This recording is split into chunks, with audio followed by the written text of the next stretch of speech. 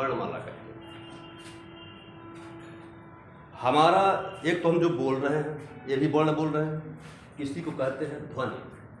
और ध्वनि का लिखित रूप वर्ण या अक्षर। इसको आप चाहे नोट भी करें चाहे ऐसे ही जानते हैं। ध्वनि का लिखित रूप वर्ण है और वर्ण के सार्थक समूह को क्या कहते हैं? वर्णमाला। वर्णमाला में हमारे कुल कितने वर्ण हैं? 52। लिख दे, आप सबको पता है 52 वर्ण आपको पता है पूरा? पूरा स्पर्श, अंतस्थ, ऊष्म, संयुक्त, अनुस्वार, विसर्ग सब डिवाइड करके क्लियर है? एक बार नोट कर लो।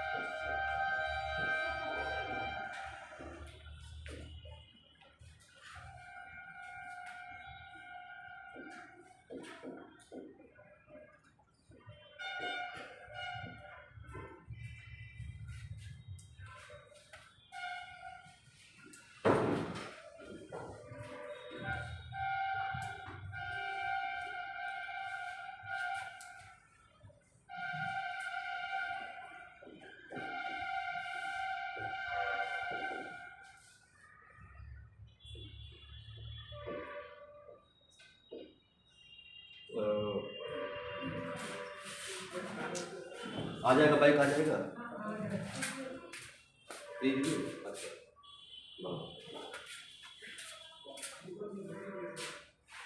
इसके नीचे बिंदी है, इसी को लगा दूंगा।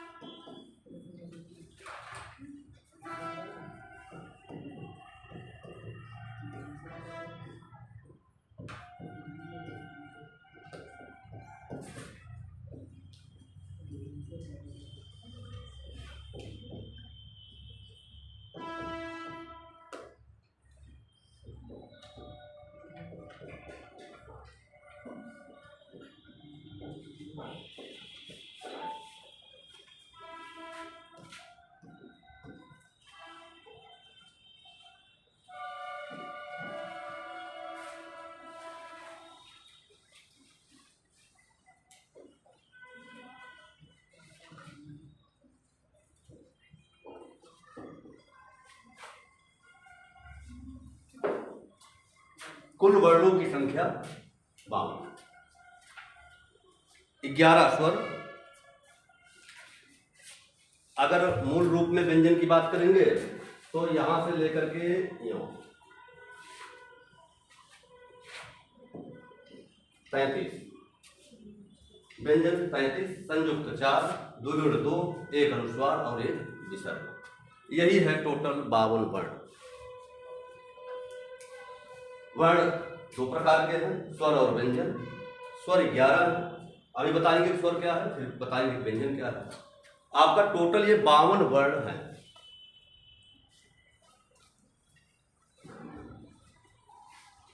इतने जो 25 वर्ण हैं इनको हम कह सकते हैं स्पर्श व्यंजन।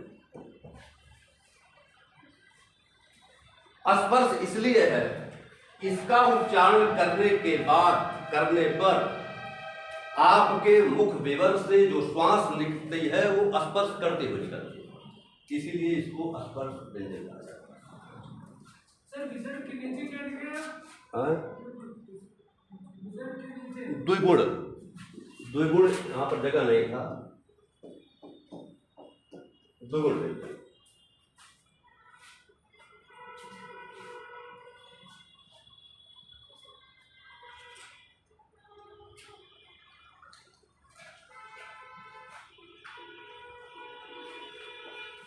एक लाइन आप लिख लीजिए, वर्ण या अक्षर उस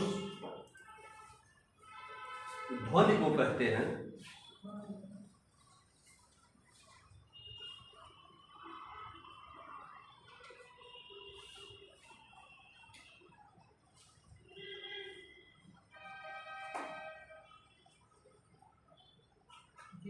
जिसके टुकड़े नहीं किए जा सकते।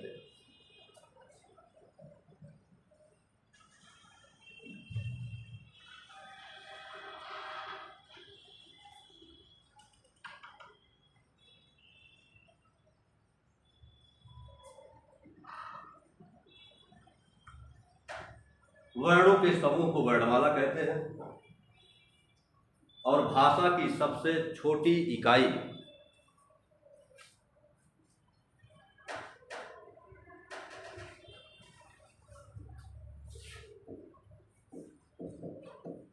ध्वनि या वर्ण।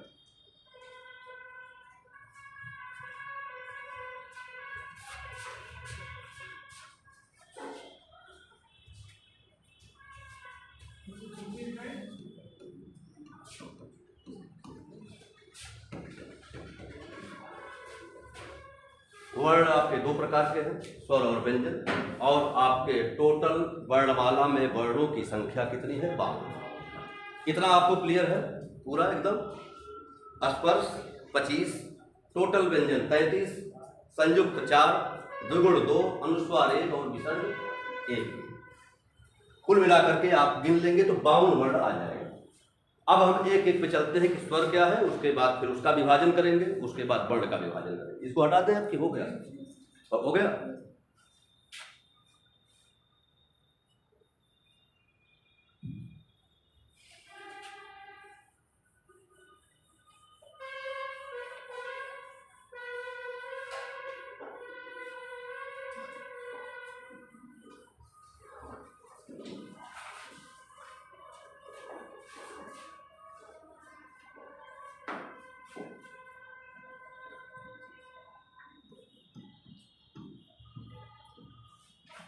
स्वर क्या है?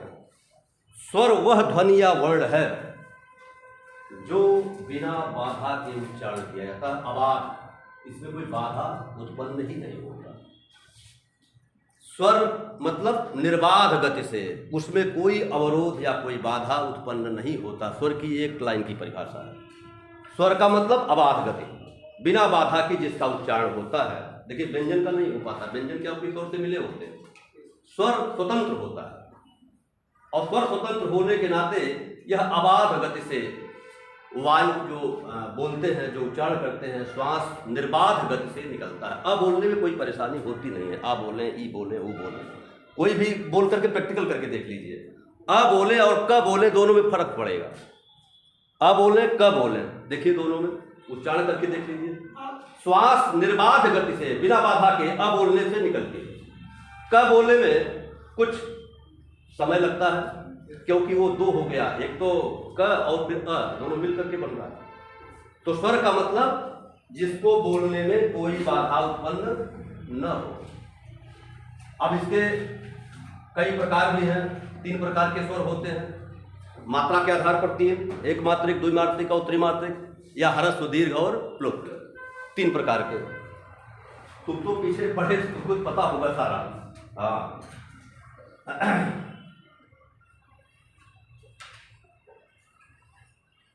एक लाइन इसके बारे में लिख लीजिए। स्वर वह ध्वनि है जिसके उच्चारण में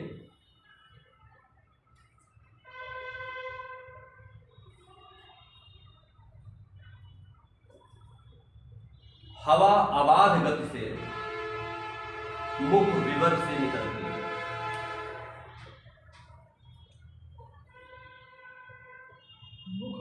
विवर, मुख, विवर माने होता है गुहा, गुहा माने गुफा, मतलब मुख के अंदर से जो निकलती है वायु वह अबाध गति से निकलती है। आ बोले ई बोले, मतलब स्वर वह ध्वनि है जिसका उच्चारण करने से मुख विवर से वायु या श्वास अबाध गति से बाहर निकलती है, उसी को स्वर कहते हैं। स्वर की पहचान है, 3-4 पॉइंट में आप नोट कर लीजिए। सभी स्वर अल्प प्राण होते हैं। जाहिर सी बात है कि अल्प प्राण इसलिए होगा क्योंकि वो स्वतंत्र है, तो उसमें अल्प श्वास की जरूरत पड़ेगी। प्राण माने वायु, श्वास हवा। अल्प प्राण महाप्राण अभी बताएंगे व्यंजन में, तो उसमें तो अल्प प्राण महाप्राण का कॉन्सेप्ट है, लेकिन यहां पर सभी स्वर क्या है, महाप्राण हो ही नहीं सकते, क्योंकि श्वास अबाध गति से निकलती है, उसमें ज्यादा समय नहीं लगता। तो सभी स्वर अल्प प्राण होते हैं। सभी स्वर घोष वर्ण होते हैं, उसमें कोई पहचानने की जरूरत नहीं है। कोई भी स्वर आएगा तो पूछा जाएगा कि घोष है कि अघोष, तो सभी स्वर क्या है, घो अघोष नहीं। लिख लीजिए, उसको नोट कर लीजिए। सभी स्वर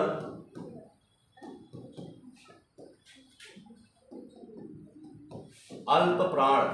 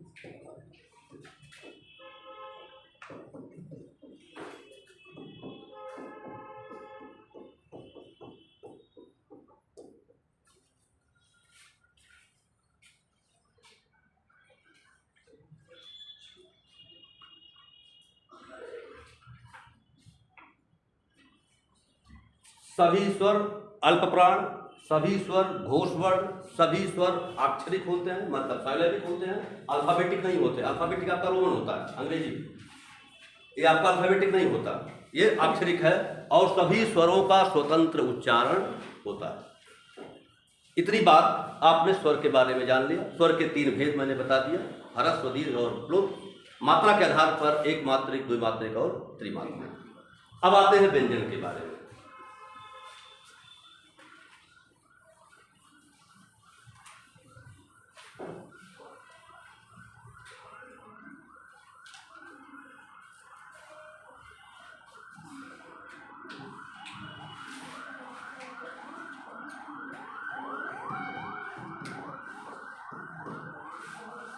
अब व्यंजन वह वर्ण होता है जो स्वरों की सहायता से बोला जाता है। इसके लिए स्वर की आवश्यकता पड़ेगी।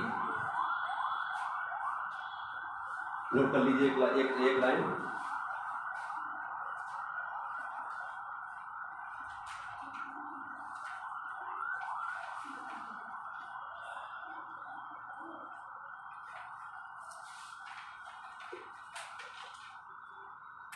व्यंजन वे वर्ण हैं जिनका उच्चारण स्वरों की सहायता से होती है।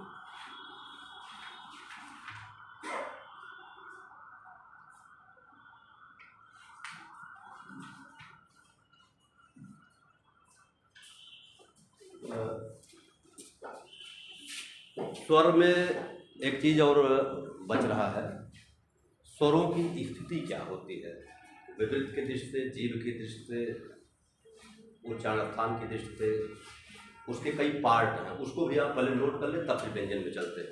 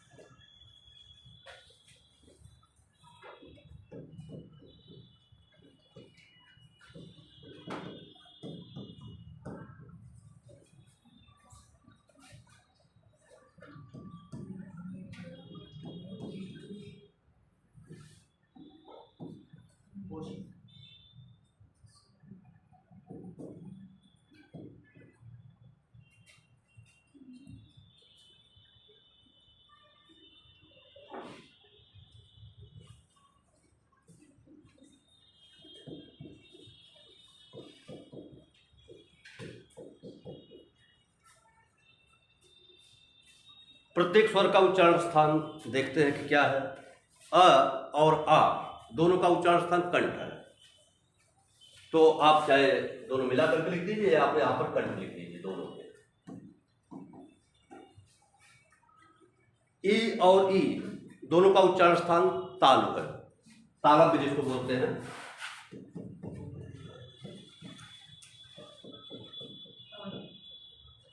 ऊ और ऊ ये दोनों का उच्चारण स्थान है ओष्ठ।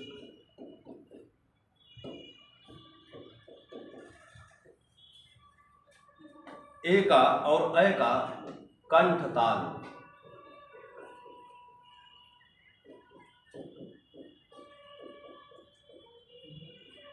और ओ और औ का कंठ ओष्ठ।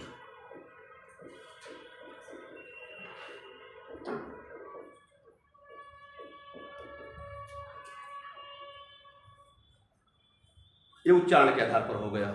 मात्रा के आधार पर आ है तो ह्रस्व ही होगा, ह्रस्व। ये क्या है, दीर्घ है। ये भी ह्रस्व है और ई भी आपका दीर्घ है। ये भी ह्रस्व है,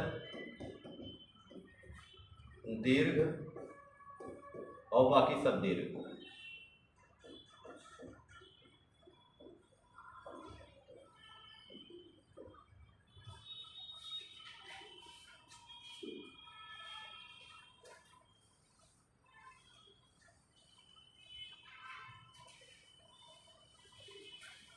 अब जीभ की स्थिति क्या है? उच्चारण करने के बाद अ बोलने से, आ बोलने से या ई बोलने से जीभ की क्या स्थिति होती है?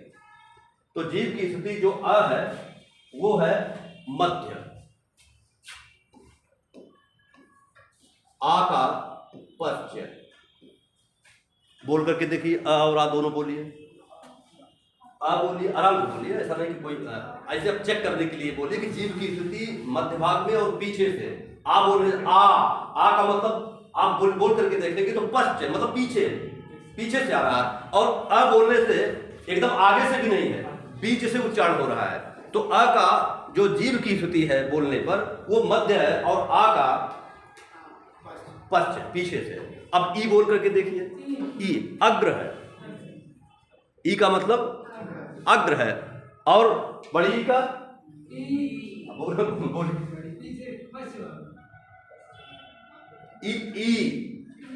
दोनों अग्र है। आ बोलिए और ई बोलिए, देखो दोनों फर्क पड़ जाएगा आपको। अभी आपको आ का देखिए मध्य है, तो सॉरी पश्च है। अब ई बोलिए तो ई से जीभ की स्थिति और आ बोलने में जीभ की स्थिति में फर्क नहीं पड़ रहा है।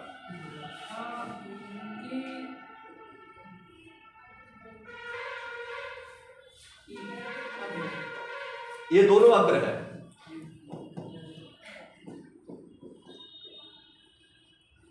ऊ और ऊ पीछे, हाँ दोनों पश्च सही है।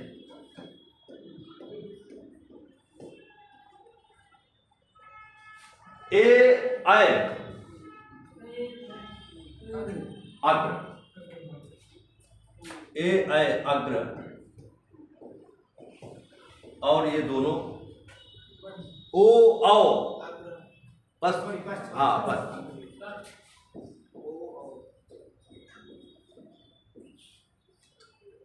अब मुख विवर, हाँ री नहीं आएगा इसमें। इसमें जो ये क्या नाम से स्वर हैं, यद्यपि री भी स्वर के अंतर्गत 11 स्वरों में आता है, बट यहाँ पर उसकी स्थिति अभी तक तो हमने नहीं देखा किताबों में। री की स्थिति देखते हैं उसको। हमारे मन में भी ये जिज्ञासा है कि री को अन्य व्याकरणाचार्यों ने कहाँ रखा या किस ग्रुप में रखा। स्वर में तो गिनती इसकी हो ही रही है और री स्वर है भी, लेकिन अभी तक हमें तो जो किताब मैंने देखा उसमें री की ये स्थिति, आपको जानकारी हो तो थोड़ा बताओ। नहीं ये नहीं, कहीं मिला हो तो हम भी मतलब ये हाँ मन में होगा कि वो कहाँ गया। हाँ अगर 11 है तो अभी तो मतलब कि 13वां गया कहाँ? वो कंठा हमारे अंदर भी है। मतलब थोड़ा गणित के विद्यार्थी हैं। हाँ ना ठीक है। डेटा पे ज्यादा फोकस करते हैं। मुख विवर के आधार पर अब क्या है, विपरीत है, अर्ध विपरीत है, समृद्ध है, उसके हिसाब से आपके जो स्वर हैं वो किस हिसाब से हैं। तो अ जो है अर्ध विवृत है।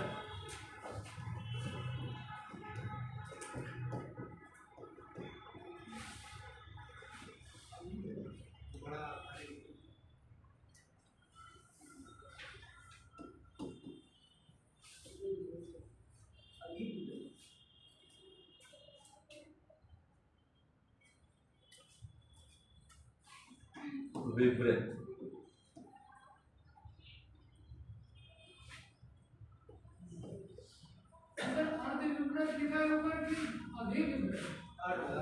और दबे एक्चुअली ये पेन है वो चल जाता है तो उसी में लपेट देता है, मार्कर तो है नहीं अलग से लिखा जाए उसको।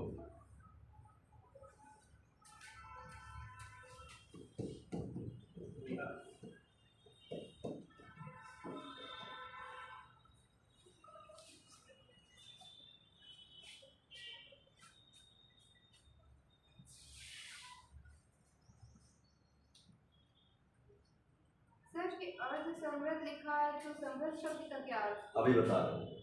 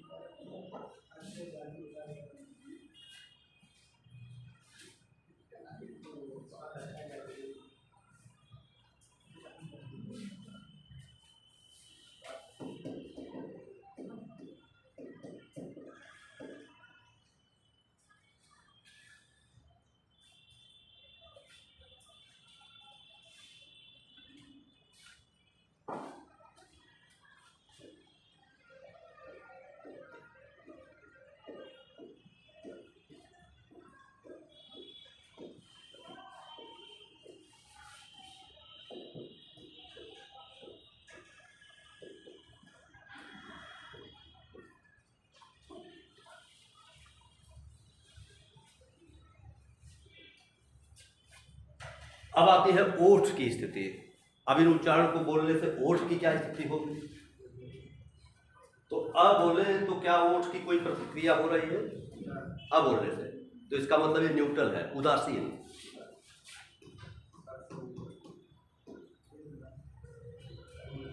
आ बोलेंगे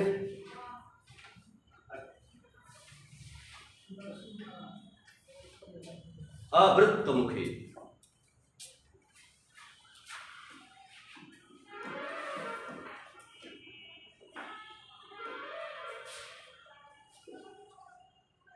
ई और ई बोलिए तो ओठ की क्या स्थिति है, वृत्त भाग बन रहा है कि नहीं।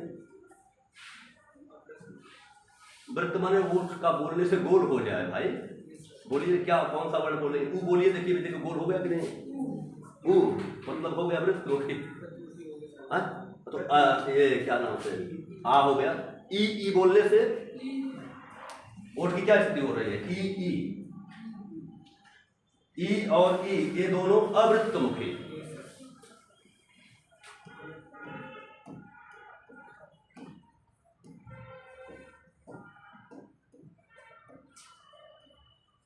ऊ जाहिर सी बात है वृत्तमुखी हो गया, बोलने से ओठ की स्थिति गोल हो जा रहा है ना। वृत्त का मतलब हाँ वृत्तमुखी।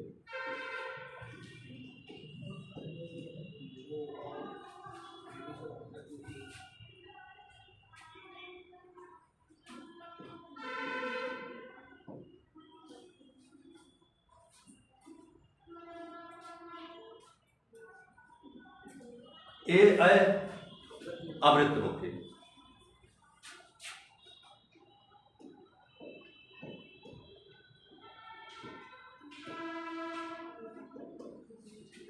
और ओ हो रहा ओ हो गया ना, हाँ वृत्तमुखी।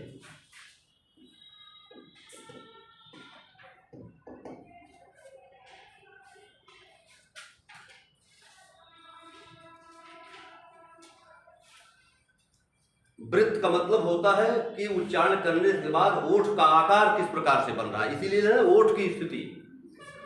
और वही हाल है मुख विवर। मुख विवर मतलब मुख गुहा, अर्थात अंदर से जो आवाज आ रही है उसकी स्थिति क्या है। विवर माने गुफा होता है। तो कहने का मतलब मुख विवर मतलब मुख से जो आवाज निकल रही है, स्वतंत्रिया हमारी आवाज जो दे रही है, उससे मुख के अंदर की क्या स्थिति है और ओठ की स्थिति और जीभ की स्थिति क्या है। ये तीनों स्थितियां स्वरों के अनुसार और उच्चारण स्थान और मात्रा के आधार पर ये पूरे आपके स्वर डिवाइड हैं। ये हो गया। अब आपका व्यंजन की बात आती है इसके सिस्टम।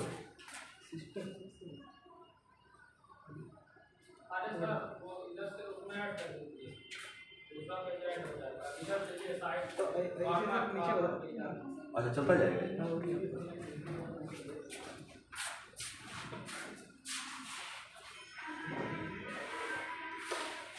दिया है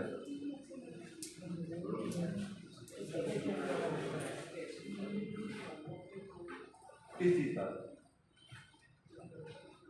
हाँ बिल्कुल। हाँ हाँ तो आपका ऑनलाइन कर दीजिए जाए। हाँ तो साइट पे जा। हाँ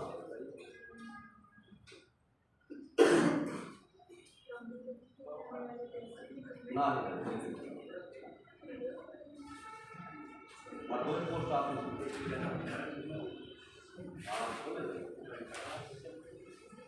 टाइम बहुत लंबा लगता है, बहुत लंबा टाइम।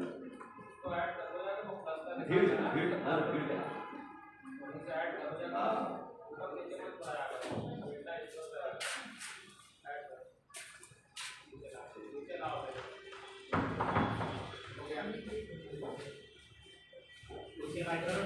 आप लोगों को पता हो आधार कार्ड हम लोग का बनता है।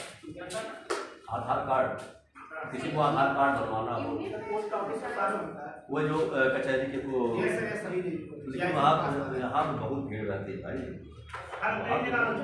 वहाँ तो कह रहे हैं 2-3 महीने से पहले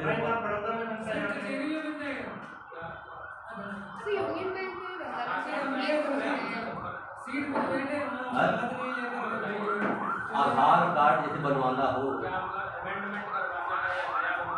नहीं वो जो बात की उनको नया बनवाना है। तो राकेश सर का फोन था तो वही जानकारी ले रहे हैं। अभी जब निकलिए रेलवे स्टेशन है जहाँ हनुमान मंदिर है, वहाँ पर श्याम जी पत्थर वाले हैं। अच्छा मान लीजिए करेक्शन कराना हो तो यूनियन बैंक में। अच्छा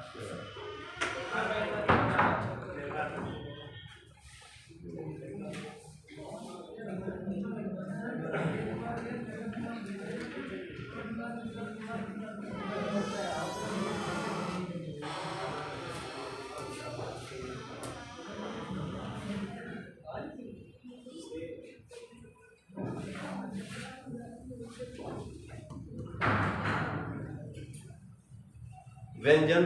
व्यंजन का मतलब ऐसा वर्ण जो स्वरों की सहायता से बोला जाता है। व्यंजन के 2 भेद।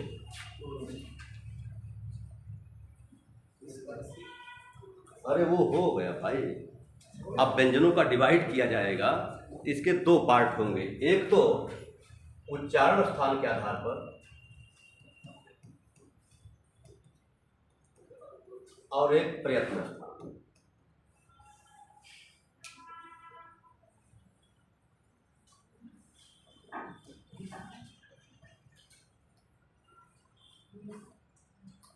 प्रयत्न स्थान के भी 2 भेद हैं।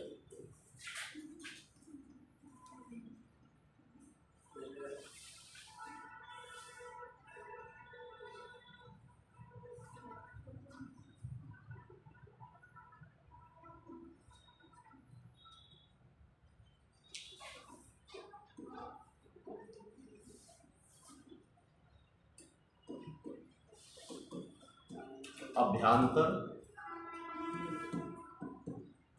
और वाय।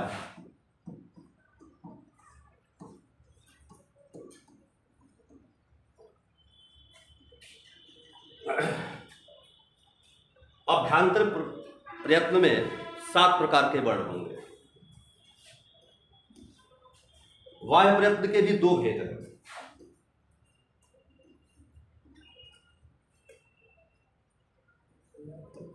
नाद की दृष्टि से और वायु की दृष्टि से।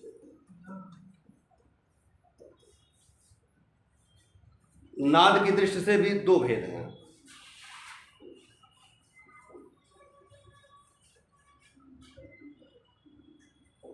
अघोष और घोष या सघोष भी बोलते हैं, उसको सघोष भी बोल सकते हो। घोष वायु की दृष्टि से भी दो भेद हैं, अल्प प्राण, महाप्राण।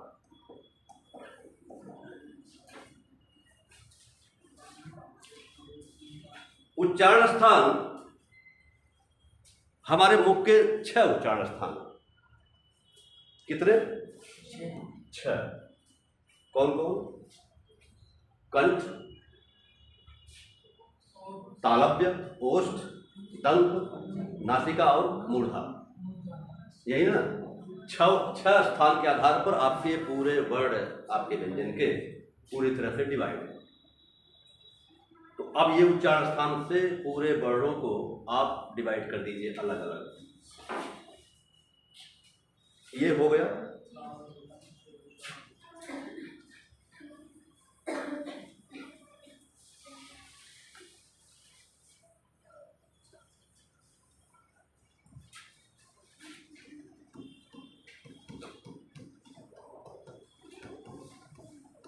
अब यहां पर सारे भेद को एक एक करके देखते हैं। उच्चारण स्थान 6 है। उच्चारण स्थान के बारे में आप एक लाइन लिखिए।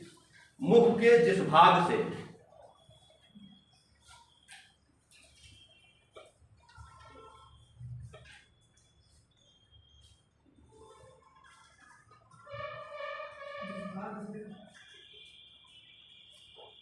किसी वर्ण का उच्चारण होता है,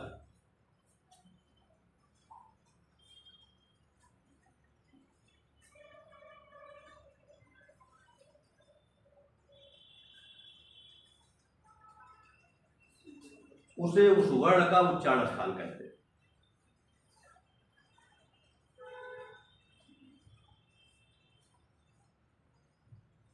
मुख के कुल 6 उच्चारण स्थान हैं।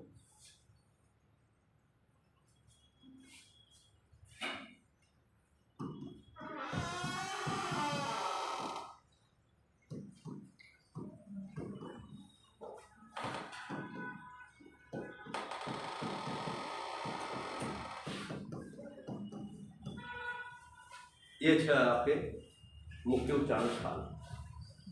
अब सारे वर्ण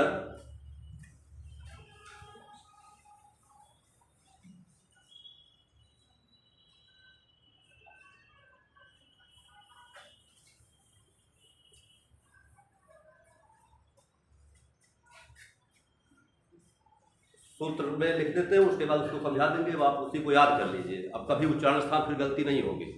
कोई भी वर्ण आएगा आपका उच्चारण स्थान इसलिए आता जरूर है प्रश्न। क का उच्चारण स्थान क्या है, यह का उच्चारण स्थान क्या है, ये आते हैं, सारे पेपरों में आते हैं। इसको आप इस तरह से पढ़िए कि ताकि एकदम याद हो जाए।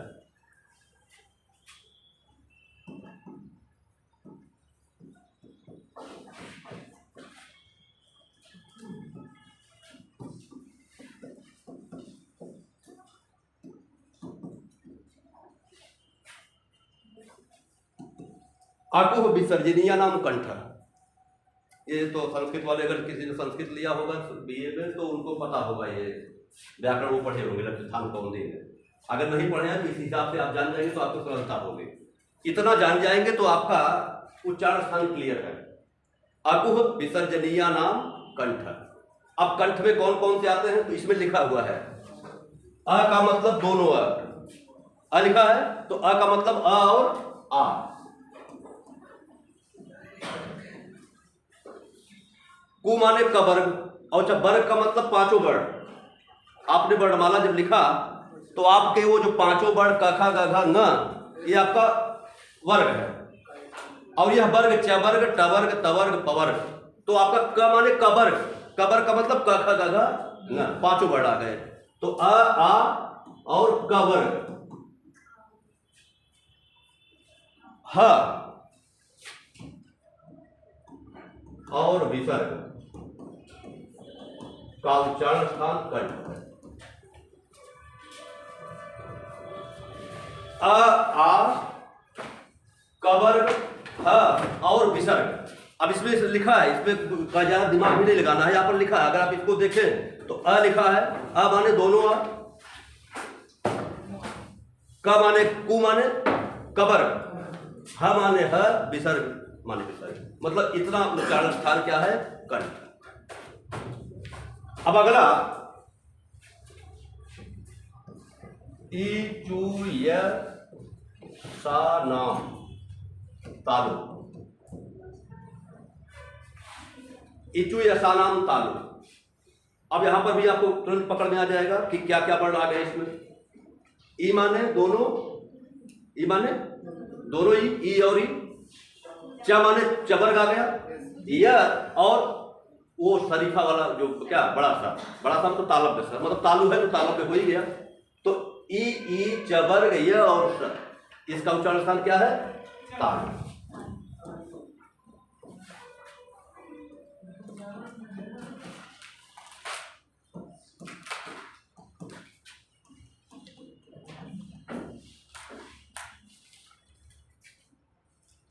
अगला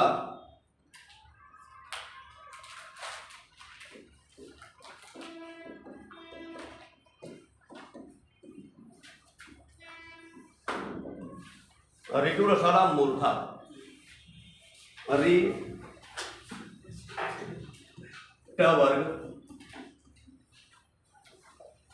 र और स।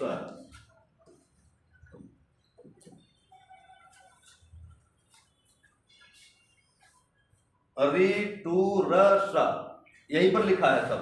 रि टू र और स। अब ट का मतलब टबर्ग आप तो जानिए, इतना समझ जाएंगे। ट माने टबर्ग हो गया, र और स है ही है, रि हो गया, बस इतने उच्चारण स्थान क्या हो गया? मूर्धा हो गया। रि तू ल सा नाम दंत। रि चूंकि वैदिक में चलता था, यहाँ पर अब लौकिक में नहीं रहा, तो यहाँ उसका कोई कॉन्सेप्ट नहीं है। तो त और ल और स। त माने तबर्ग, ल और स।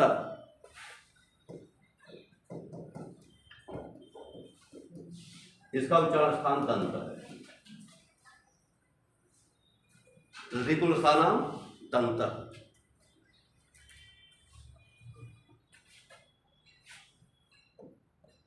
उपधमानीया नाम ओष्ठो।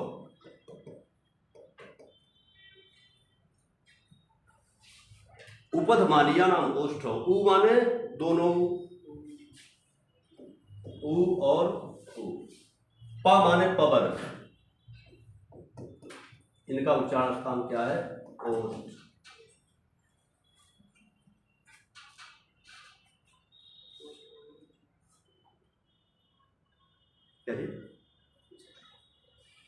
ये हो गया उपधमानीय नाम ओष्ठ। उ प वर्ग का उच्चारण स्थान ओष्ठ है।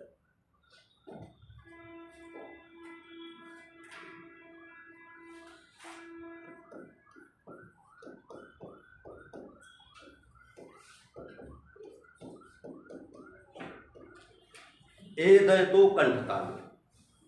अब ए दय तो मतलब ए आय, द का मतलब द पे आय की मात्रा मतलब दय, दय माने अय। ए और अय, इसका उच्चारण स्थान क्या हो गया? कंठताल।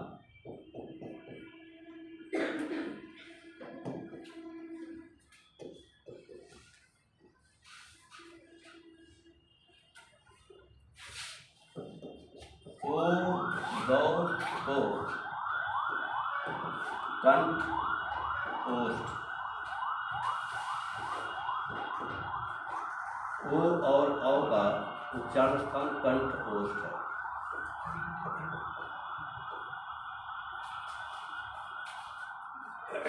एक अक्षर और बच रहा है व,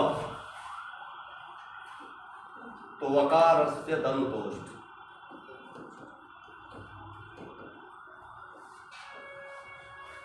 वह, इसमें केवल वह आता है जो दंतोष्ठ से उसका उच्चारण होता है। और एक और बच रहा है अभी तक इसमें मैंने बताया कि 6 मुख के उच्चारण स्थान है, अभी नाक की बात इसमें नहीं आई है। और वो है यमर्णा नाम नासिका च, य म न र न।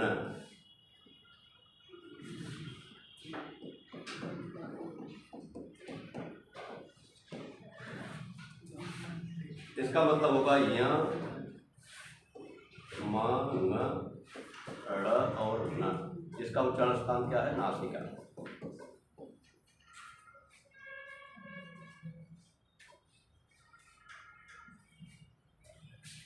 इसी को पंचमाक्षर भी कहा जाता है। हर वर्ग का अंतिम वर्ण पांचवा, तो क वर्ग का अंतिम वर्ण न होगा तो च का या, ट का ड़, ता का ता था ता न और पा पा बा मा। ये आपके पंचमाक्षर है। अच्छा ये बताइए, जैसे जब यहाँ पर यह सूत्र कह रहा है कि अपुह विसर्जनीय नाम कंठ, अ आ और कवर्ग का उच्चारण स्थान कंठ है, तो कवर्ग में तो न आ ही गया। तो अगर कंठ है तो यहाँ पर ये न का या जो भी आपका ये है, ये जो ऐसा नाम तालु, च वर्ग में भी तालु में आ गया, वो चा छा जा यहाँ आ गया, वहां भी। और फिर यहाँ पर ये सूत्र की क्या आवश्यकता फिर है कि यमर्णा नाम नासिका च। अगर यहाँ पर न का उच्चारण स्थान का कवर का मतलब का खगा का न हो गया ना, तो न उसमें समाहित हो गया और उसका उच्चारण स्थान क्या कह रहा है? कंठ। और वही न यहाँ पर कह रहा है कि नासिका। अब अगर मान लीजिए सपोज कीजिए कि आपके पास ये प्रश्न आ जाए कि न या य का या म का उच्चारण स्थान क्या है, और पेपर में दोनों विकल्प आ जाए, कंठ भी आ जाए, दोनों होगा ना, सूत्र तो यही कह रहा है। इसीलिए सूत्र में च लगा है, उसको आप ध्यान दीजिएगा। नासिका च, च माने और, इसका उच्चारण कंठ तो है ही है, नासिका भी है और नासिका भी है, मतलब वो पंचमाक्षर नासिक के वर्ण भी हैं और अपने ग्रुप में जो जैसा उच्चारण स्थान है उसके हिसाब से तो है ही है। तो आप अगर नासिका लेके आएंगे तो कोई गलत नहीं काट पाएगा।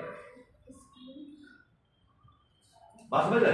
मतलब पंचमाक्षर का उच्चारण स्थान नासिका भी है, क्योंकि सूत्र क्या कर रहा है? वर्णा नाम नासिका च माने और, मतलब कंठ तो है ही है अपने ग्रुप के हिसाब से, अपने वर्ग के हिसाब से, लेकिन नासिका भी है।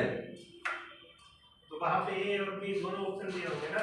नहीं होगा, गलत होगा। फिर वो जैसे होता है पेपर में प्रश्न आते हैं तो उसको डिलीट किया जाता है, तो अगर ऐसा रहेगा डिलीट हो नहीं। प्राथमिकता मतलब ये है कि जैसे दोनों ऑप्शन आ गए, अब दोनों ऑप्शन आ गए तो आप सूत्र के हिसाब से आप ये मानेंगे नहीं कि ये यमर्णा नाम नासिका च, ये क्या गलत है फिर?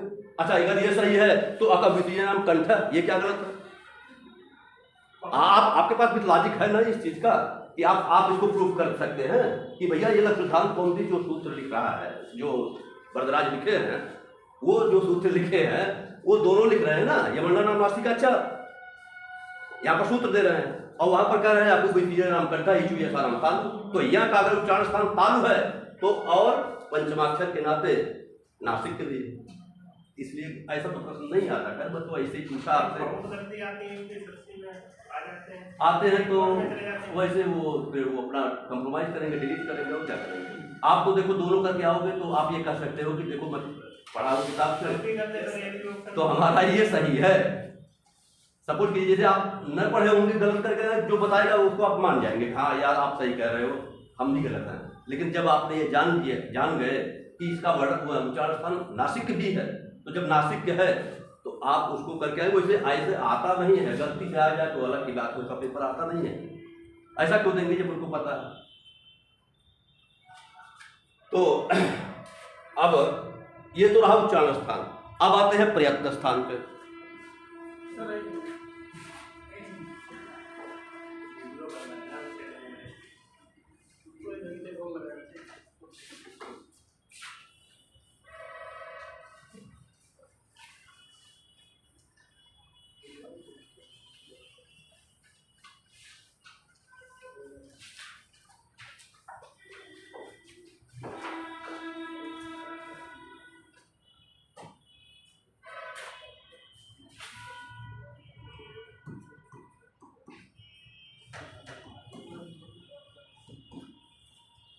प्रयत्न स्थान के आपने वो लिखा है कि दो भेद है, अभ्यंतर और बाह्य। तो अभ्यंतर के हिसाब से पहले हम लेते हैं अभ्यंतर प्रयत्न।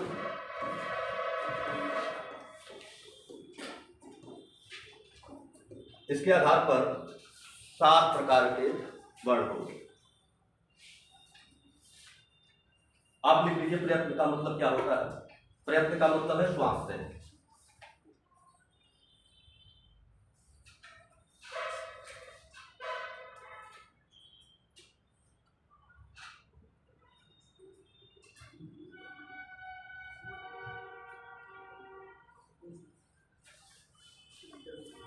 कवर्ग, टवर्ग, तवर्ग और पवर्ग लिख लीजिए।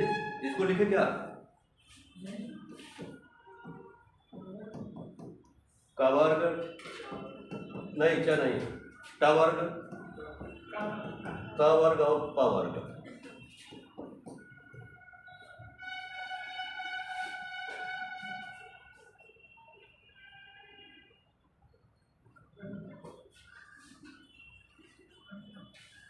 लंबा लिखना पड़ेगा, मैं बोल रहा हूं, देखो काफी।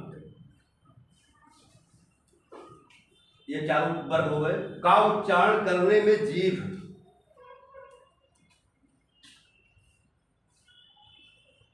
किसी अवयव के साथ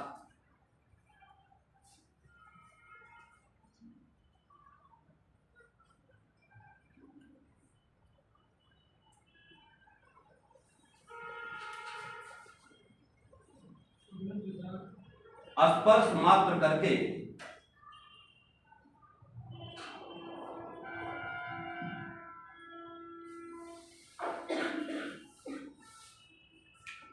श्वास को थोड़ा रोकती है और फिर छोड़ देती है, इसीलिए इसको स्पर्श वर्ण कहते हैं।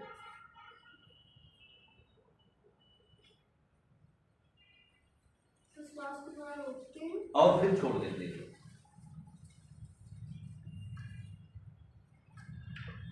इन्हें स्पर्श व्यंजन कहते हैं।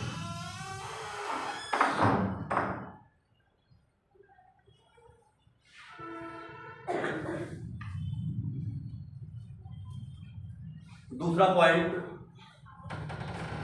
7 भेद हैं, तो दूसरा पॉइंट हो गया। पहले भेद में तो ये आपके स्पर्श व्यंजन आ गए। अब आएगा स्पर्श संघर्षी। तो स्पर्श संघर्षी में आएगा चवर्ग।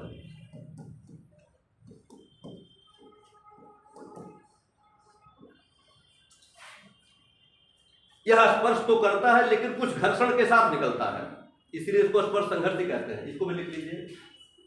चवर्ग के उच्चारण में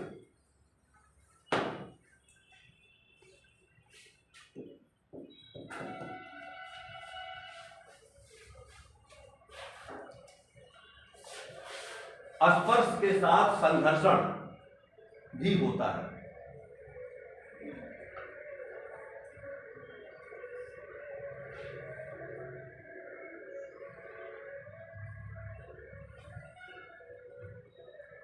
इसलिए इसको स्पर्श संघर्षी व्यंजन कहते हैं। तीसरा ऊष्म व्यंजन।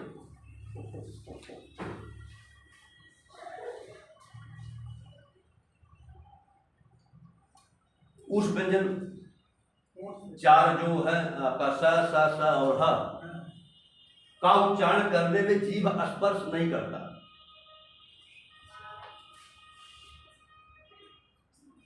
ऊष्म व्यंजन का ब्रैकेट में आप लिख दीजिएगा। स, स, स, ह का उच्चारण करने में जीभ स्पर्श नहीं करता, केवल श्वास घर्षण के साथ निकल जाता है। स, स, स, ह मतलब वही तीनों स और ह।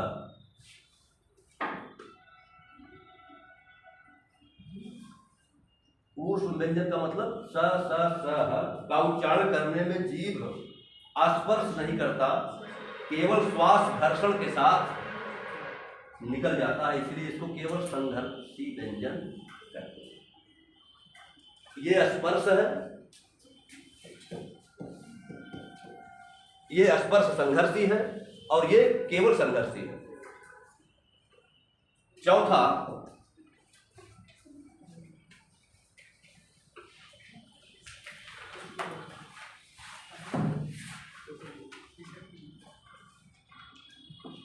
ल, ल को पार्श्विक व्यंजन कहते हैं। ल बोलिए, अरे ऐसे हमारे कहने से मत बोलिए, अपने मन से ल ईमानदारी से ठीक से बोलिए। नो, ल दोनों साइड से हवा निकल रही, ल बोलिए, ल बोल करके देखिए। ल तो ल का मतलब दोनों बगल से, मतलब पास से होकर के वायु या श्वास निकल रहा है, इसीलिए इसको कहते हैं पार्श्विक व्यंजन।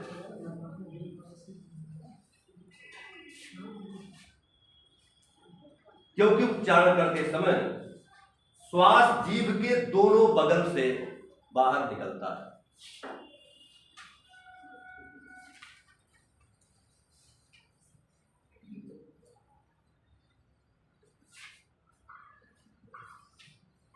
ल का उच्चारण करते समय श्वास जीभ के दोनों बगल से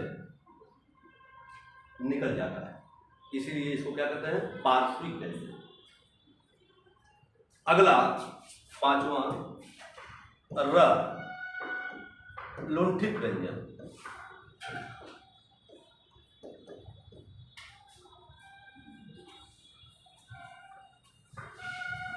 र, अब र को बोलिए जरा, तो सही सही से बोलिए।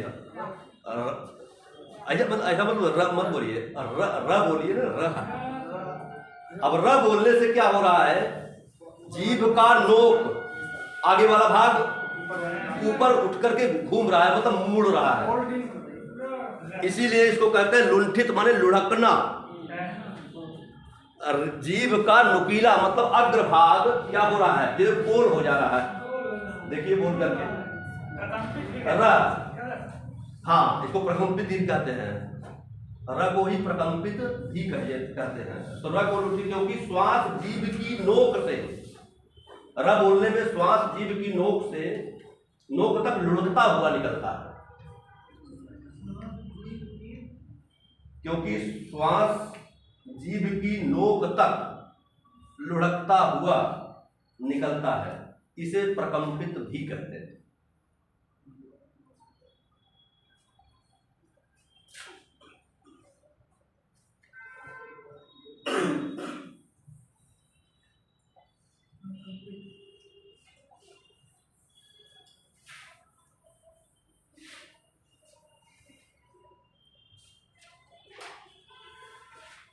अब छ, पांच हो गया।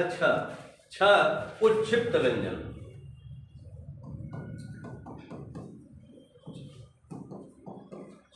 उच्छिप्त व्यंजन में ड़ और ढ़। उच्छिप्त वाले होता है फेंका हुआ,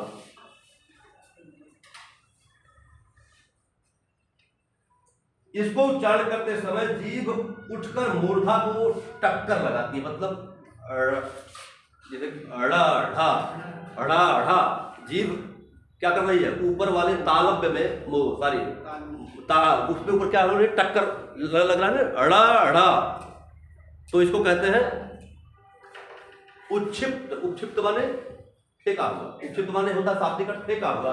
तो इसका मतलब हो गया कि जब हम इसका उच्चारण करते हैं, बोलते हैं, तो आपकी जीभ जो है ऊपर क्या करती है, टक्कर मारती है। इसको लिख लीजिए, अड़ा अड़ा को उच्छिप्त व्यंजन कहा जाता है, क्योंकि उच्चारण करते समय जीभ उठकर मूर्धा को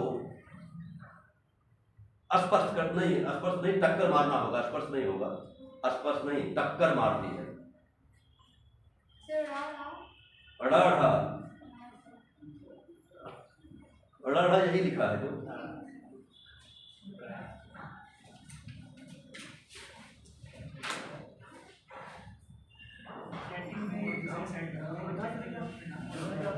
मूर्धा माने ऊपर का गले नहीं, ताल अलग है, ताल माने ऊपर का ये दांत के पड़ोस नहीं।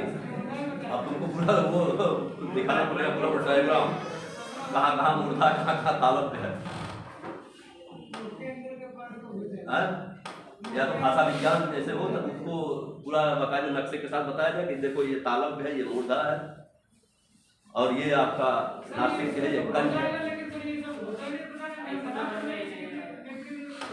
हो जाता है, लेकिन वो उसके कुछ बनेगा क्या नहीं होता। तो सर इससे डायग्राम आती है डायग्राम अगर आप बोल रहे अच्छा हैं डायग्राम तो नेट से चलेगा ना। उसे अपडेट करना है, डाटा सेव हो जाएगा वो टाइम मिले तो सर उसको डायग्राम से समझाओगे तो एक बार में समझ में आ हाँ। जाएगा।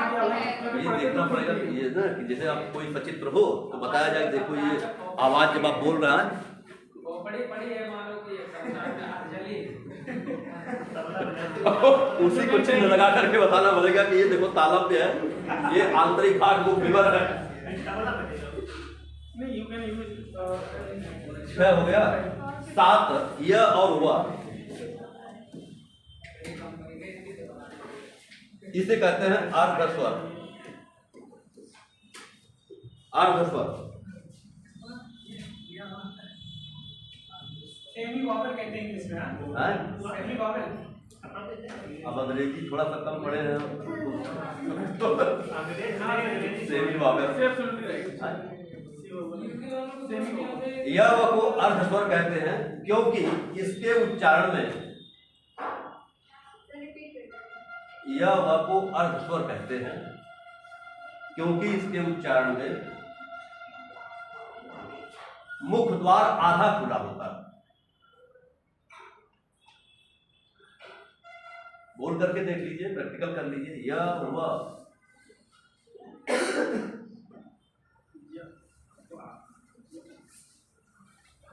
ये आपका रहा 7 प्रकार के अभ्यंतर प्रयत्न। अभ्यंतर प्रयत्न में पूरे व्यंजनों का आपका 7 प्रकार के व्यंजन हो गए। अब आएगा बाह्य प्रयत्न। हाँ, अब तक इंटरनल था।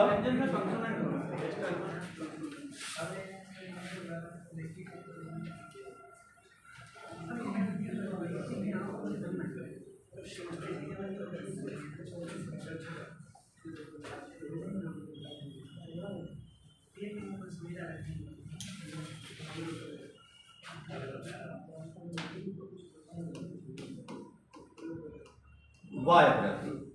वायु प्रयत्न के 2 भेद मैंने बताया, नाद वायु।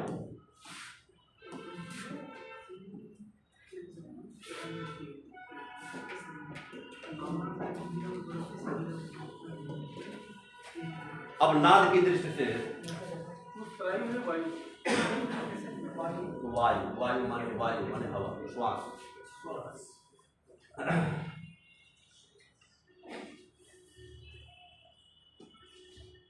अब नाद की दृष्टि से देखिए, इसके 2 भेद हो गए, अघोष और घोष। लिखिए, वर्ग का पहला, दूसरा,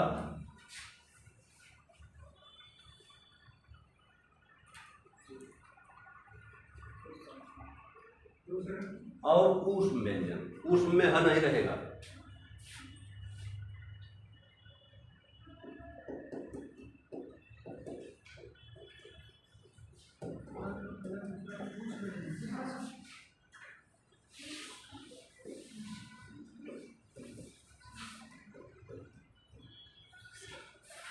यह घोष वर्ण, पहला, दूसरा। अब वर्ग का मतलब है क, ख, च, छ, ट, ठ। हर एक वर्ग का दूसरा, पहला दूसरा, पहला दूसरा। तो क, ख, च, छ, ट, ठ, त, थ और प, फ और स, स, स। इतने वर्ण, इतने व्यंजन क्या हैं? अघोष वर्ण है। और ये घोष वर्ण क्या है? अच्छा, इसको लिख दीजिए, घोष, ये इसके बारे में लिख दीजिए। इसके उच्चारण में स्वन तंत्रियां झंकृत नहीं होती, इसलिए इसको अघोष कहा जाता है। इसके उच्चारण में स्वर तंत्रियां झंकृत नहीं होती। झंकृत माने टकराहट, कोई आवाज, कोई अनुनाद, तरंगे, वेग। स्वर तंत्रिका नहीं, स्वर तंत्रियां। तंत्रिका तो वो क्या उसको बोलते हैं, सेल होकर क्या बोलते हैं उसको? नर्वस। तंत्रिका नहीं, तंत्रियां। सबसे बड़ी कोशिका। हाँ, स्वर तंत्रियां झंकृत नहीं होती, अघोष है। अब जिसके उच्चारण में तत्वतंत्रियां झंकृत होंगी वो घोष हो जाएगा। अब इसमें क्या होगा, तीसरा, चौथा, पांचवा, अंतस्थ और हर। इसमें यही बचा ना भाई, पहला दूसरा यहां आ गया और ऊष्मा आ गया ह को छोड़ करके, तो यहां पर क्या होगा, तीसरा, चौथा, पांचवा, अंतस्थ और हर। अंतस्थ का मतलब यार अलावा। अब ये हो गया क्या, घोष वर्ण। इनके उच्चारण में स्वतंत्रता झंकृत होती है। हाँ इसीलिए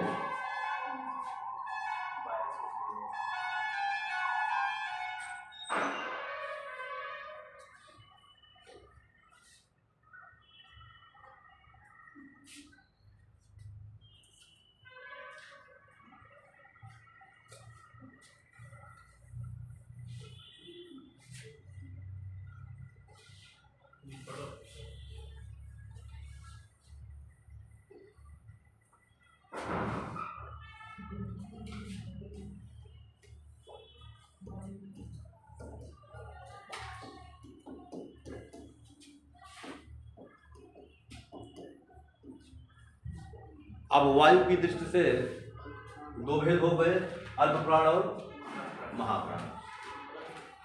अल्प प्राण में वर्ग का प्राण माने वायु, जिसके उच्चारण में श्वास या वायु अल्प मात्रा में निकले। एक लाइन लिख लीजिए,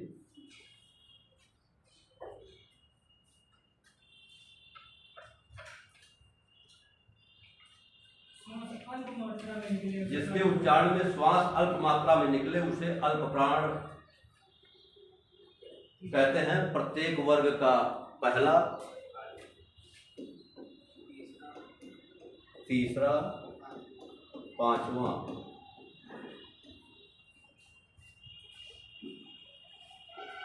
और अंतस्थ आएगा, ऊष्मा आएगा इसमें,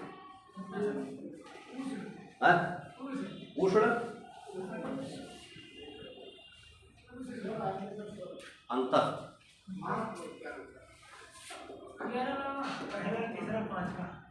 अंतस्थ, इसमें दूसरा चौथा और ऊष्मा।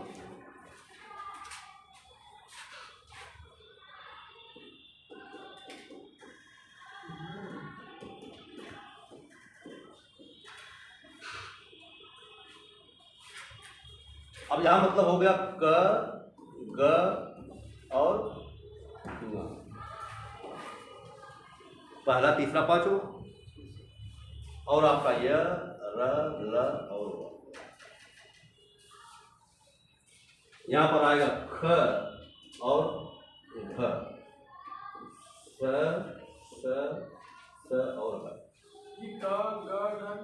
इसमें आएगा ना अल्प प्राण में, क, ग, ङ, ये अल्प प्राण है। मतलब पहला, तीसरा, पांचवा, ये है दूसरा, चौथा।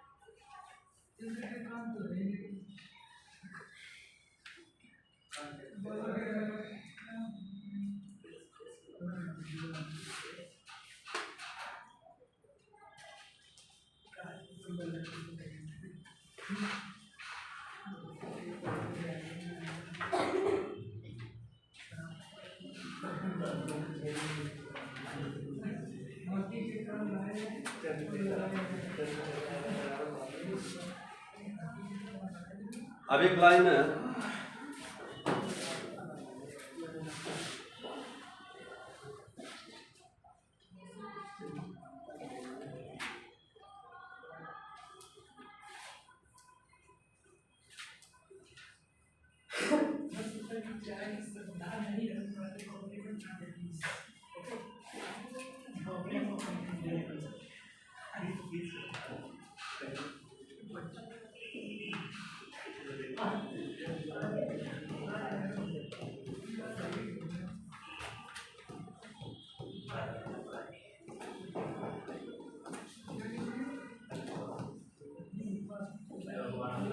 अनुस्वार और विसर्ग को अयोगवाह कहते हैं। क्यों? क्योंकि न तो ये स्वर के साथ होता है पूर्ण, न तो स्वतंत्र में नहीं रहता, साथ में दोनों के रहेगा। विसर्ग से कोई अक्षर नहीं बनता, लेकिन विसर्ग रहेगा साथ में। इसको आप एक लाइन में लिख लीजिए, अंग और अ, जिसको आप अनुस्वार और विसर्ग कहते हैं। जैसे मान लीजिए अगर इसको ऐसे लिखा जाए और ये अंग और अ का स्वर और व्यंजन के साथ योग न होने के कारण अनुस्वार या विसर्ग, या इसको लिख लीजिए, अंग और अ का स्वर और व्यंजन के साथ योग न होने के कारण इसे अयोगवाह कहा जाता है।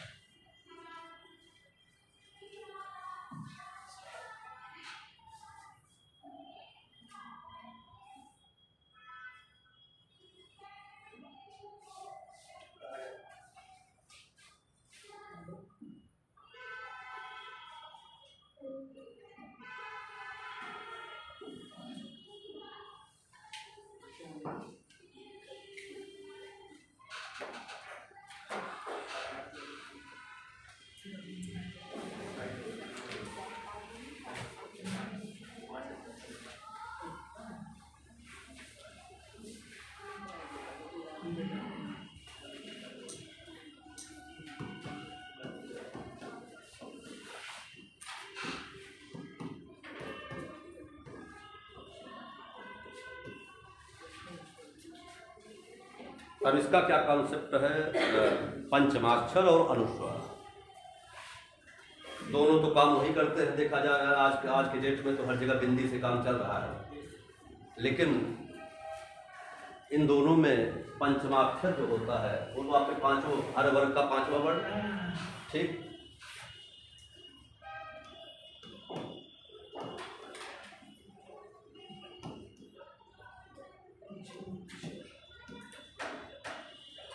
और ये है, ये मतलब मूल रूप से ये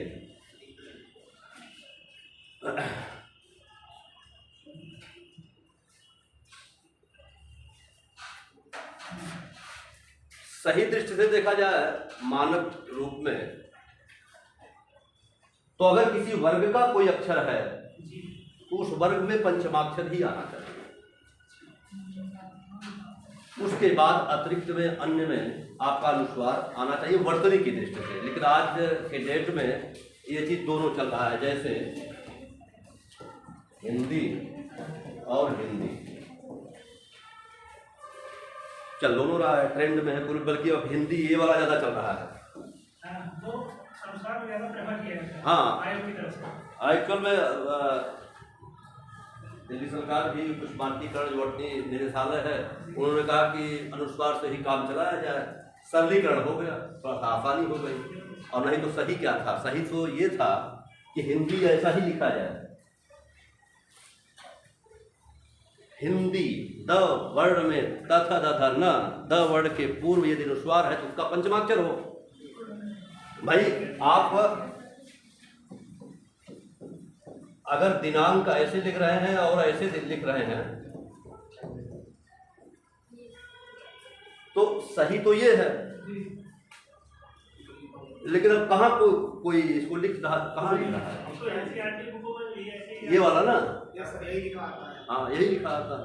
तो एनसीईआरटी को बस हर वर्ग का यदि उसी के पूर्व अगर अनुस्वार का प्रयोग हो रहा है कहीं पर, तो उसी वर्ग का पंचमाक्षर रखें, उसके अदर में अगर कोई वर्ण है तो फिर वो रखा जाए। लेकिन अब क्या है कि पंचमाक्षर और अनुस्वार, पंचमाक्षर की जगह तो पूरा ये नहीं दिया। आपका जो रेलवे स्टेशन है ऐसे नहीं लिखा है, ऐसे लिखा है, ऐसे लिखा है। क्यों? क्योंकि डाठा डाठा डा ड है उसी वर्ग का है, तो उसी वर्ग का आना चाहिए। और लिखा भी ऐसे है, ऐसा नहीं कि नहीं लिखा है, वो सही लिखे हैं, लेकिन अब ऐसा नहीं लिखा है। लेकिन वही है कि बिंदी से अब आपको अनुस्वार से काम चल रहा है, तब अनुस्वार चल रहा है। जैसे हिंदी में बिंदी आने लगी, आसन में होना चाहिए। तो कहने का तात्पर्य ये था, पंचमाक्षर आपके ये हैं और अनुस्वार आपका ये है। मानकीकरण के हिसाब से, वर्तनी की दृष्टि से देखा जाए तो हर वर्ग के हिसाब से अगर उसका अनुस्वार पंचमाक्षर ही हो, अन्य अदर में कोई वर्ण है तो उसके जगह पे अनुस्वार का प्रयोग किया जाए।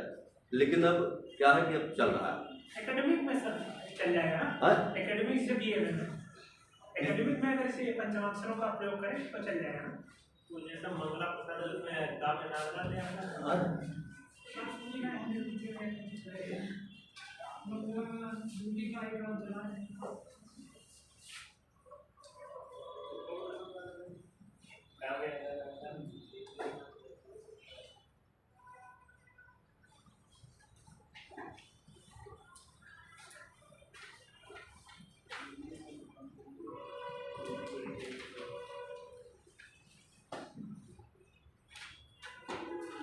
सर इसमें शुद्ध तो नाही वाला माना जाएगा। कौन? सर हिंदी है तो इसमें ना है तो शुद्ध तो सर वही माना ये जाएगा। हाँ बिल्कुल शुद्ध है, बिल्कुल है, उसमें कोई दिक्कत नहीं, वो शुद्ध है। लेकिन अब वैसे ही हिंदी चल रही है, हिंदी वाला।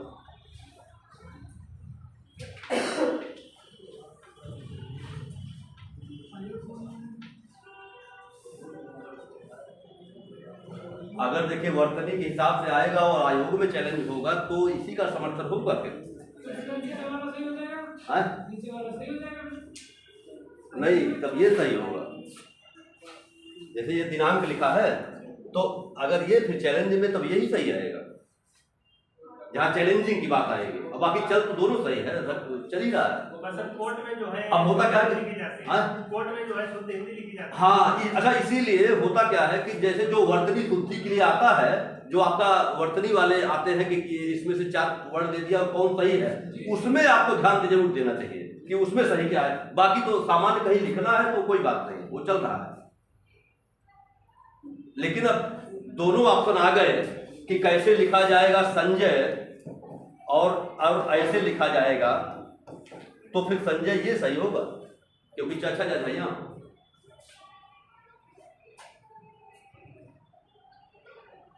अब बाकी तो अब ऐसा तो हमसे कहाँ कोई लिख रहा है। लेकिन पुरानी किताब आप देखिए, कोई पुराना किताब देखिए भी तो वहां पर पुराने वाले वर्ड रखे गए। क्या जी?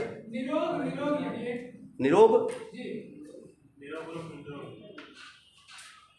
मतलब क्या कहना चाहते, दोनों लिखे हैं?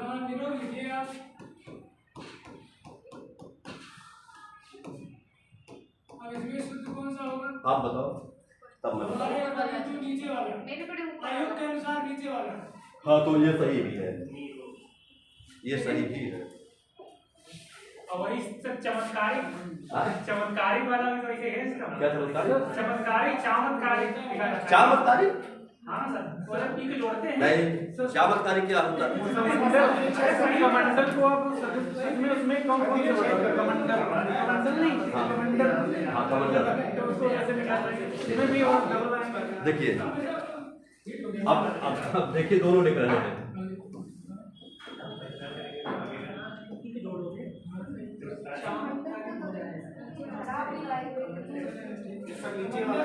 मंडल, कमंडल का छोड़िए, मंडल आता ना, जैसे विधान मंडल। अब विधान मंडल देखिए, मंडल ऐसे ही होगा। कमंडल भी आपको वैसे होगा। अब होता क्या है, ऐसे भी चल रहा है, म के ऊपर बिंदी लगा दिया, अनुस्वार लगा दिया, वो भी मंडल चल रहा है। आयोग में कौन एक्सेप्टेबल होगा? ये होगा, हाँ, जैसे मंडल,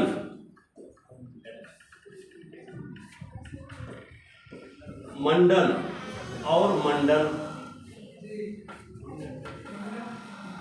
अब ये सही होगा जब जहां वर्तने की बात आएगी, जहां आयोग में चैलेंजिंग की बात आएगी कि इसमें दोनों से क्या, अच्छा हो क्या रहा, चल रहा है। अब आपको कुछ वर्ड तो ऐसे लुप्त हो गए, और पहले तो वो चलते थे, 2 टाइप के अक्षर लिखे जाते थे, जैसे अ और अ। ऐसा देखे कि नहीं देखे? ऐसा नहीं देखे हैं? ऐसा नहीं देखे हैं?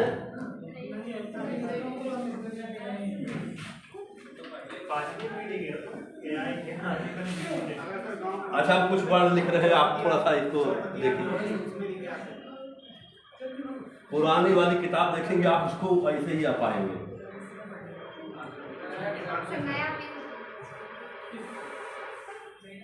अच्छा, ये बड़ा नहीं होता है, ये केवल बस बड़ा ऐसे शो कर। अरे सर वो उस पे मार दीजिए कट ऑफ, वो नीचे जो रेड कलर का है क्लीन ऑल।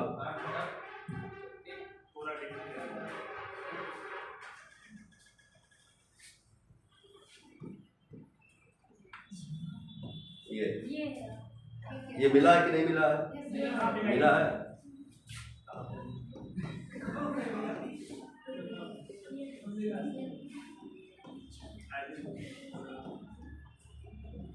सर ये सब वास्तव में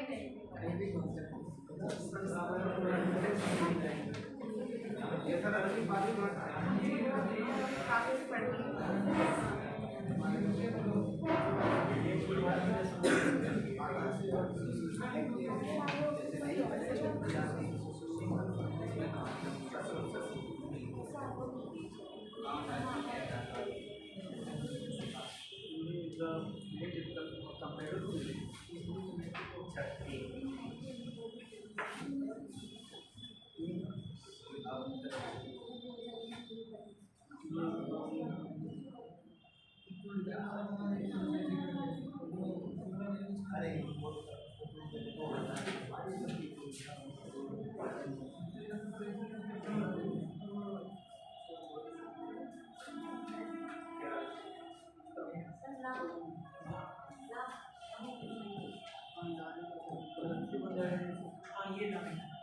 ये तो अभी इसको आयोग को लेकर आया था, वो सभी ने अपडेट किया गया। ये मान्य कर दिया गया शायद।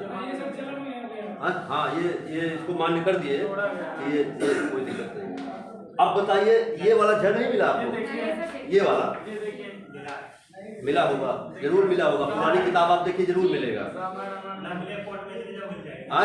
वहाँ होगा, प्रूफ के लिए वहाँ रखते हैं। ये सब ये मिलता होगा। अड़ा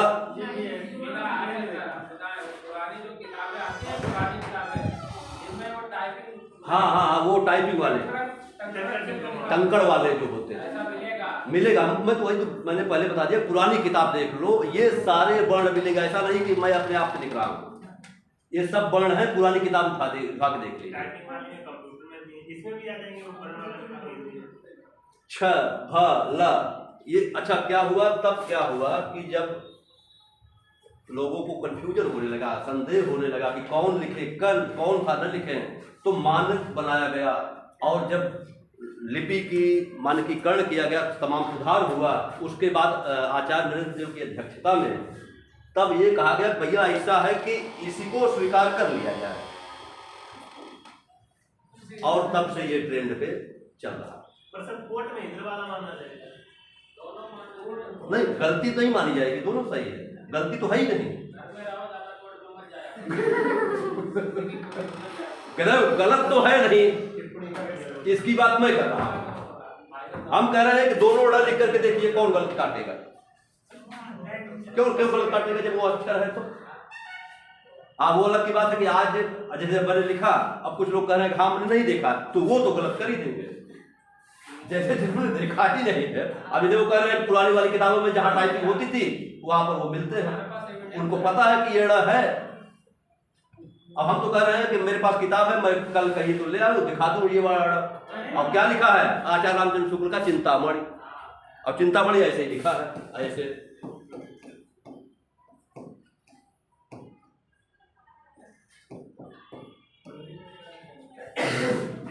फिर से लिखते हैं।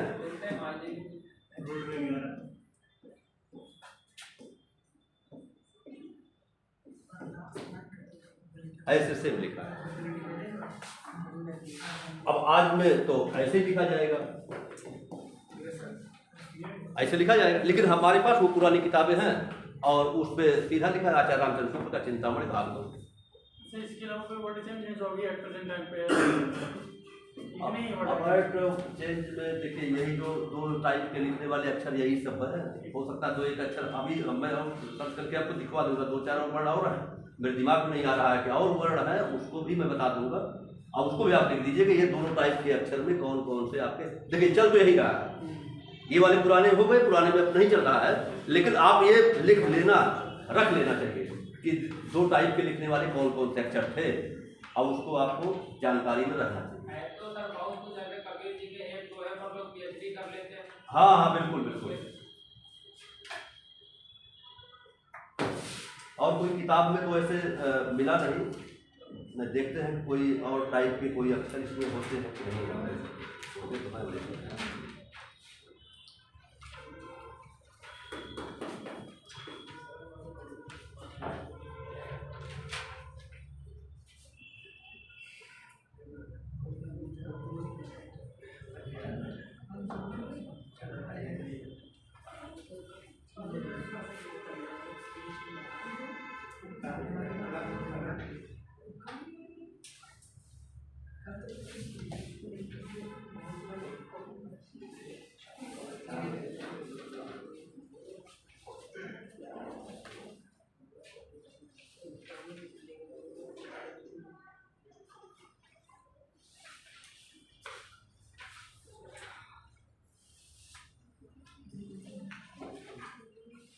और जो ये सेट है उसमें संधि वगैरह भी आती है, संधि है, समास भी है।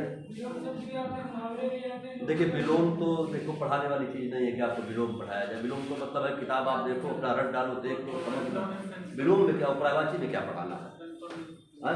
अंटालिक सिलानिक में क्या पढ़ेंगे? इंडिया में जैसे जो भी है वो तो आप किताब रखा है, तमाम प्रकार की व्याकरण की किताब आजकल तो है ही है, चाहे आप PN पांडे का ले लीजिए, चाहे बागदेव प्रसाद का ले लीजिए, उसमें आप व्याकरण देख लीजिए। लेकिन जो जैसे पढ़ने वाली बात है कि आप संज्ञा समझे, समास समझे, संधि समझे, समास समझे, सर्वनाम समझे, क्रिया विशेषण, अव्यय, अलंकार, रक्षण, ये सब थोड़ा सा टॉपिक है। अब प्रायवाची को आपको बताएं कि कमल का प्रायवाची कितने कमल की प्रायवाची आप बता सकते हैं? बताओ। नहीं, जैसे अभी एक नमूना में ऐसे ही जनरली मैं पूछ रहा हूँ कि आप कमल के कितने नाम बता सकते हैं? नहीं, मैं पूछ रहा हूँ कितने बता सकते हैं।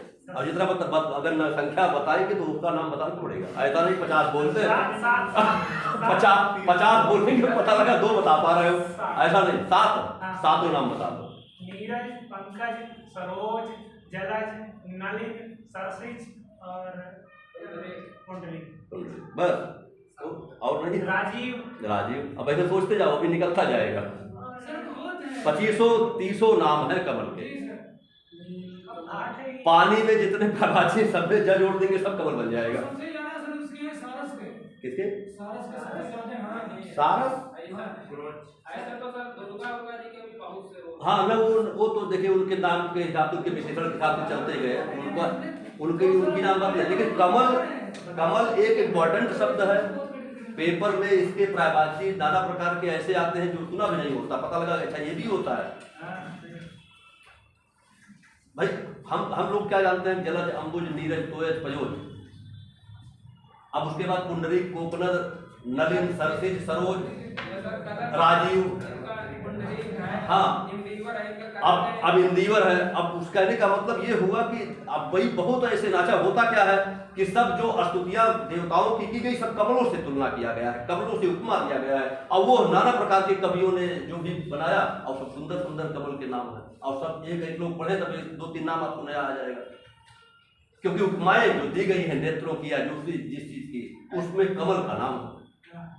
राजीव लोचन, अब कमल नयन देखो, लोचन और नयन दोनों आंख है, वहां राजीव और वहां कमल, दोनों कमल नयन, कमल के समान नेत्र वाले, तो वहां राजीव नाम दे दिए, यहाँ कमल नाम दे दिए, वहां लोचन यहाँ नयन। ऐसा सर प्राचीन भारत में राजाओं का राज्य से 17 प्रकार के अभिमंत्रित जल से किया जाता था। हाँ। और वास्तविक रूप से जल तो कई प्रकार का होता है, मीठा है, खारा।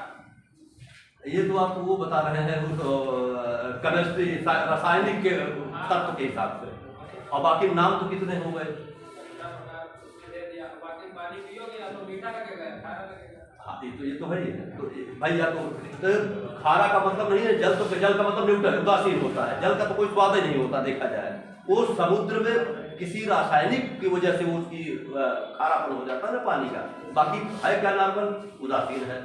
पानी हम लोग पीते कोई स्वाद नहीं पता लगता, हाँ जैसा डालो वैसा स्वाद बन जाएगा। चलिए तब कल अगर ये बताएंगे तो फिर कोई नेक्स्ट टॉपिक क्या लगा 6 लगे हैं। देखिए वो 6 लगाते कि नहीं लगाते हैं वो तो उनके ऊपर होता है। होता क्या है, नाम दे दिए, हमको कोई व्यस्तता आ गई, कोई काम आ गया, या उनको कोई और टॉपिक लेके चलना है तो वो कहेंगे सर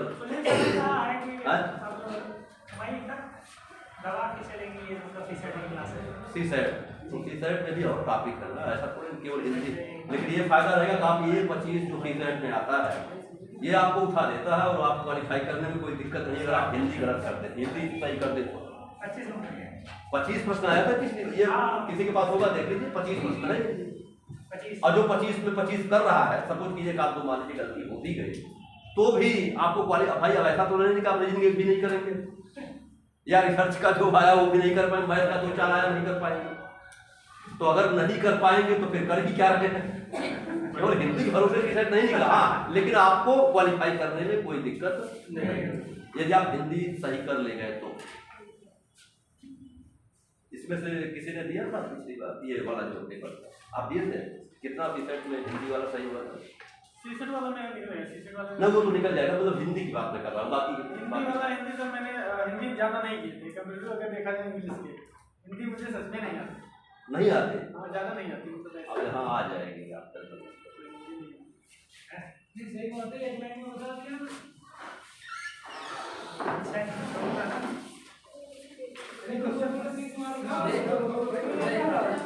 इंग्लिश और क्यूरियोसिटी अभी अपनी टाइम तो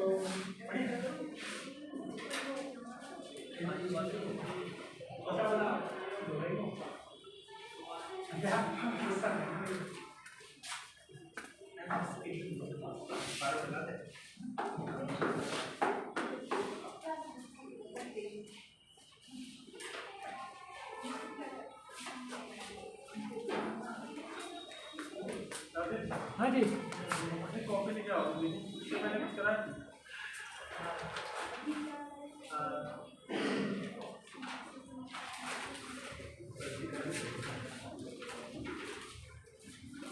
अरे महाराज कॉपी लेके आओ, इंग्लिश लगा दिए।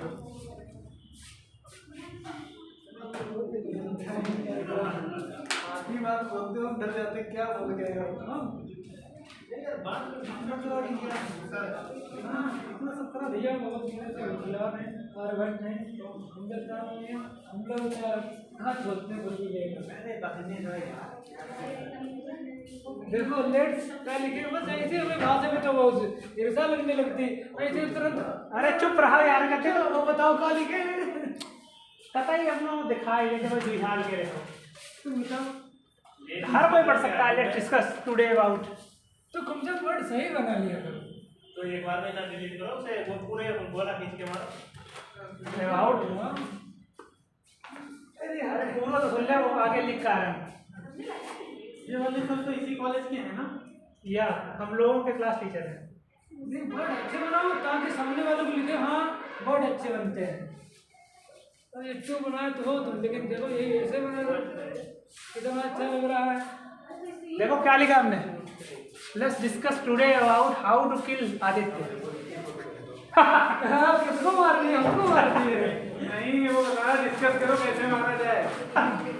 भाई इंग्लिश बता रहा खेल रहा है, जब हम कुछ करते हैं आती नहीं इंग्लिश, सब इंग्लिश में यार मिल जाते हैं। वो बोल रहे ना will have to kill about जिसका टू किसको हो जाएगा फिर चेंज करते सिर्फ नाम चेंज करना पड़ेगा। फिर यहाँ पर कंपल्सरी हो जाएगा नाम भी आपका तो हल्का